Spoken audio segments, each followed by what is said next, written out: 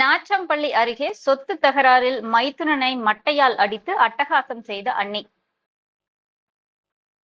தீயிட்டு கொளுத்தி அட்டகாசத்தில் ஈடுபட்டதால் பரபரப்பு.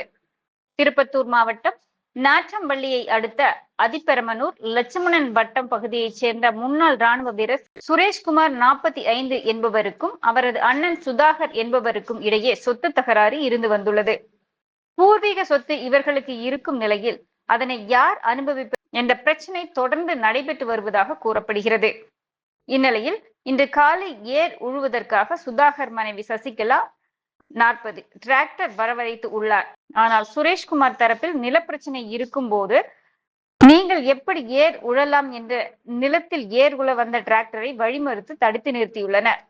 இதனால் ஆத்திரமடைந்த சுதாகரின் மனைவி சசிகலா கையில் தென்னமட்டையை எடுத்து வந்து மைத்துனனையும் மாமியாரையும் சராமரியாக தாக்கி அருகில் இருந்த வைக்கப்போருக்கு தீ வைத்து கொளுத்தி பின்னர் ஆத்திரம் தாங்காமல் கல் எடுத்து வீசி அட்ராசிட்டியில் ஈடுபட்டுள்ளார். இச்சம்பவம் குறித்து அங்கு பொருத்தப்பட்டுள்ள சிசிடி கேமராவில் பதிவான காட்சிகள் தற்போது வெளியாகி பரபரப்பை ஏற்படுத்தி உள்ளது.